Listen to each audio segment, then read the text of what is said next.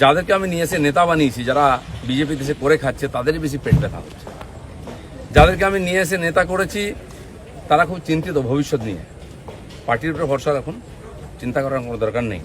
আর Dilip Ghosh party ছাড়বে কিনা, কোথায় যাবে, অনেকে দুশ্চিন্তাগ্রস্ত, অনেকে আনন্দিত। দুশ্চিন্তা করার দরকার নেই, আনন্দিত হওয়ার দরকার নেই। দিলীপ ঘোষ দরকার হলে রাজনীতি ছাড়বে, কিন্তু পার্টি ছাড়বে না, বিজেপি ছাড়বে না, এটা পরিষ্কার বলে দিচ্ছি। দিলীপ ঘোষের দীঘার জগন্নাথ মন্দির যাওয়া নিয়ে চরম বিতর্ক বিজেপির রাজনৈতিক মহলে। নমস্কার বন্ধুরা, আমার নাম ধ্রুবজ্যোতি সরকার। আজ সাংবাদিকদের মুখোমুখি হয়ে তাদের কড়া ভাষায় জবাব দিলেন দিলীপ। এমনকি নাম না করে শুভেন্দুকেও খোঁচা মারতে ছাড়লেন না তিনি। কিছু লোক হয়তো চাইছেন আমি পার্টি ছাড়লে জায়গাটা খালি হবে, সুবিধা হবে। সেটা হওয়ার চান্স নেই, কারণ আমাদের কাছে মিশন পশ্চিমবাংলায় যতদিন না রাজনৈতিক পরিবর্তন হচ্ছে, লড়াই চলবে।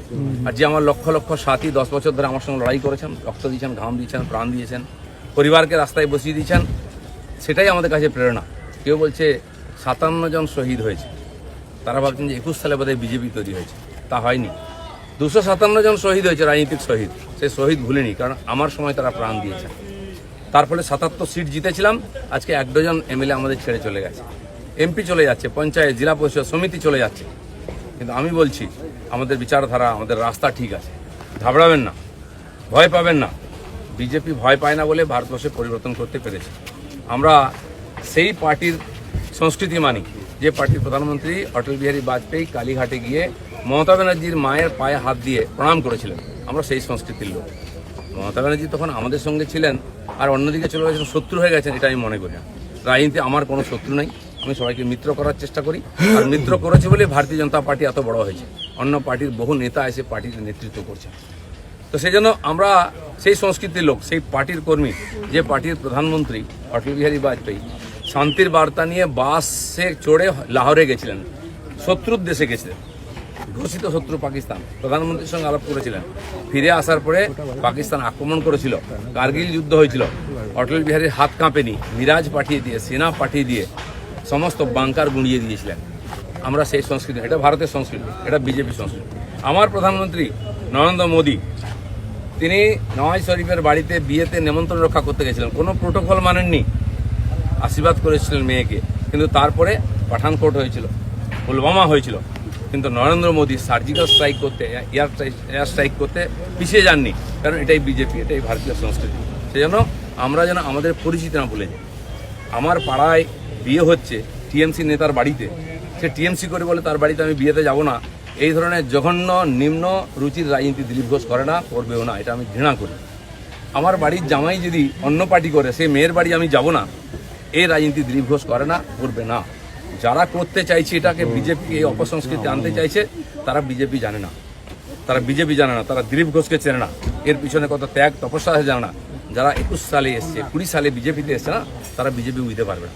কেউ কেউ RSS দেখাচ্ছে, কেউ কেউ হিন্দুত্ব বোঝাচ্ছে। দিলীপ ঘোষকে হিন্দুত্ব বোঝাবেন না। আমার কাটলে গায়ে হিন্দুর রক্ত বেরোবে, বিজেপির রক্ত বেরোবে, বাকিদের গায়ে কি রক্ত? কে বড় বড় কথা কারা বলছে? যারা মমতা ব্যানার্জি আঁচলের তলায় থেকে নেতা হয়েছে। আরো বড় বড় কথা বলছে, অনেকে চরিত্রের কথা বলছে, যারা কালীঘাটের উচ্ছিষ্ট খেয়ে জীবন কাটিয়েছে, আজকে বিজেপির উচ্ছিষ্ট খেয়ে বেঁচে আছে, তারা দিলীপ ঘোষকে ক্যারেক্টার সার্টিফিকেট দিচ্ছে। যারা 4টে বিয়ে করে, 14টা গার্লফ্রেন্ড রাখে, রাত্রের জীবন একরকম, দিনের জীবন একরকম, তারা দিলীপ ঘোষকে ত্যাগী ভোগী বলছে। আহাম্মক। রাস্তায় দাঁড়িয়ে বলো লোকে কি বলবে। দিলীপ ঘোষ আজকেও রাস্তায় দাঁড়িয়ে আছে, কালো দাঁড়িয়েছিল, আগামী দিনেও থাকবে। মানুষ জানে দিলীপ ঘোষ কি করেছে, দিলীপ ঘোষ কি। আমার মন আর মুখ এক। আমি পর্দার আড়ালে কথা বলি না, কোনো নেতার সঙ্গে বন্ধ ঘরে মিশি না, আমি সে যেই নেতা হোক। আমি চৌরাস্তায় দাঁড়িয়ে কথা বলি, ক্যামেরার সামনে কথা বলি। এটা দিলীপ ঘোষ। তাতে যদি কারো কষ্ট আমার কিছু করার নেই। দিলীপ ঘোষের মিশন ঠিক আছে, দিলীপ ঘোষ পাল্টাবে না, নীতি পাল্টাবে না। দিলীপ ঘোষ বাংলায় পাল্টাতে এসছে, অর্ধেকটা হয়ে গেছে। যারা কোনোদিন পার্টির জন্য কন্ট্রিবিউশন করেননি, তারা বুঝবেন না বিজেপি কি, দিলীপ ঘোষ কি। সেই জন্য কষ্ট পাওয়ার কোনো কারণ নেই। দিলীপ ঘোষ আছে, দিলীপ ঘোষ থাকবে যতদিন পার্টির প্রয়োজন হবে। যে কর্মীরা আবেগে ভাসছেন, আবেগে ভাসার সময় নয়। যদি সত্যি সংকট আছে, লড়াই করুন। আর বিজেপির কর্মীদের উপর আক্রমণ, হিন্দুর উপর আক্রমণ ভারতবর্ষে প্রথমবার হয়েছে। আজ যারা বড় বড় কথা বলছেন, তারা হিন্দুর জন্য কতটা লড়াই করেছেন, কি ত্যাগ করেছেন। 4 পয়সার ত্যাগ নেই। বিজেপিতে কামাতে এসছেন, কামানো কমে যাচ্ছে। আমি দোকান সাজিয়ে দিয়েছিলাম 77টা এমএলএ দিয়ে, 1 ডজন এমএলএ আজকে নাই কেন? এমপি কোথায় গেল? জেলা পরিষদ সমিতির প্রধান চলে যাচ্ছে কেন? জবাব কে দেবে? 21-এর পর থেকে বিজেপির নাম ছিল। 19 সালে বিজেপি 41% ভোট পেয়েছিল এবং আজ অনেক নেতা আমাদের পার্টিতে তার বিরুদ্ধে লড়াই করে আমরা পার্টিকে বাড়িয়েছিলাম।